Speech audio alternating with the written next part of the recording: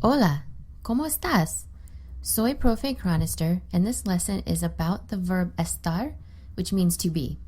But if you're a beginner, it's better to think of it as meaning to be feeling or to be located, since there's another verb, ser, that can also be translated as to be. Let's look at the conjugations for estar. Yo estoy, I am feeling or I am located. For example, estoy bien means I am feeling fine, while estoy en casa means I am located at home. Let's look at the others. Tú estás, you are feeling or you are located. Él está, he is feeling or he is located. Ella está, she is feeling or she is located. Usted está, you formal are feeling or you formal are located. Nosotros estamos, we are feeling or we are located. Ellos, ellas están, they are feeling or they are located. And ustedes están, you all are feeling or you all are located. I find the easiest way for my students to remember when to use this verb is, again, to translate it as to be feeling or to be located. However, there are other memory aids you might find useful. The first is the acronym PLACE. P for position. This is the physical position of someone or something. L for location. This is where someone or something is temporarily or even permanently located. A for action, and that's the ing ending in English. C for condition.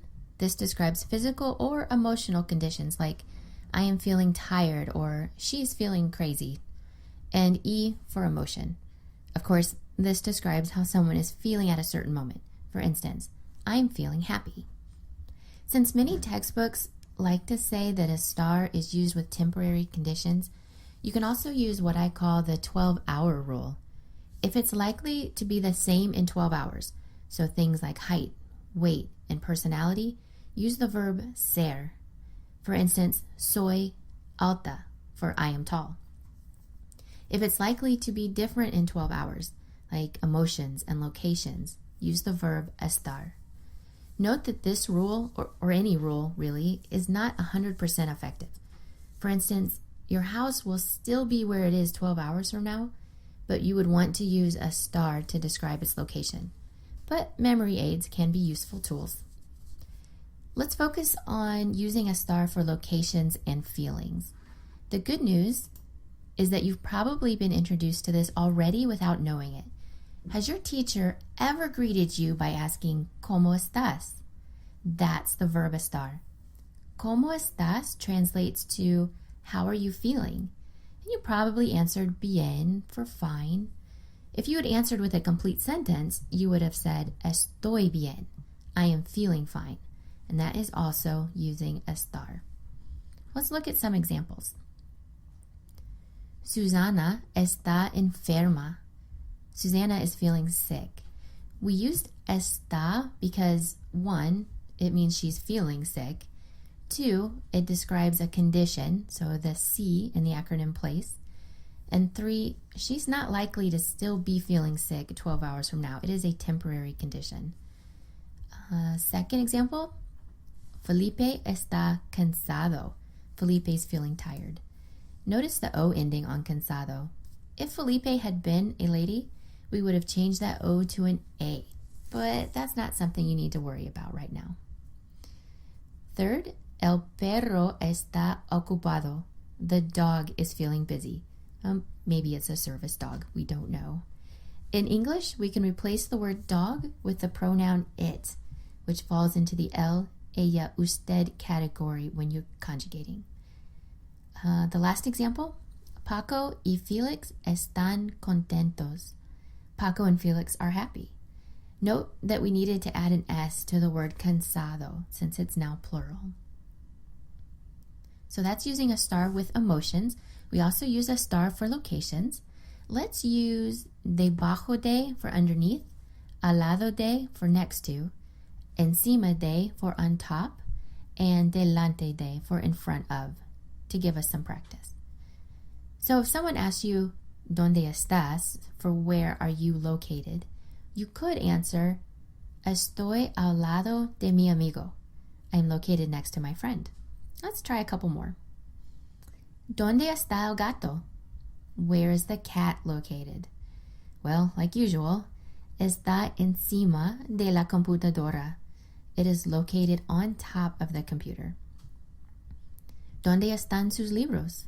Where are your books located? Están debajo de mi escritorio. They are located under or underneath my desk. And the last example, ¿dónde estamos? Where are we located? In English, we would just say, where are we? Estamos delante del restaurante. We are located in front of the restaurant. And now it's your turn. Read the sentence and decide what form of estar would go in the blank. Pause the video to give yourself time to figure out the answer if you need to. Start with emotions and finish with locations. Use the emotion words in the box to help you form a complete sentence. For number 1, let's answer that the teacher is feeling worried. Did you get la maestra está preocupada for the correct answer? Let's try number 2. Answer that the children are feeling sad. Los niños están tristes is the correct answer. Number 3, let's answer that we are feeling angry. Did you get estamos enojados for the correct answer? And last one, number 4, answer that you are feeling fine. Estoy contento would be the correct answer. Now, if you're a lady and you're doing this, you would want to answer estoy contenta. Have an A at the end of that. Let's move on to practicing with locations, but remember the conjugations are the same. Use the location words in the box to help you form a complete sentence. Okay, let's start with number 1. Answer that the cat is under the desk. Did you get el gato está debajo del escritorio? And number 2, answer that the restaurant is next to Walmart. Hopefully you got el restaurante está al lado de Walmart. Number 3, let's answer that we are in front of the theater. Did you get estamos delante del cine? And the last one, answer that you are inside the car. And that would be estoy adentro del carro. Now, if you got any of those wrong, you can always go back and play the video again or just the last part and keep practicing. And that's it. Hopefully you found this video helpful. If you did, please click the like button below. I would appreciate it. Adios.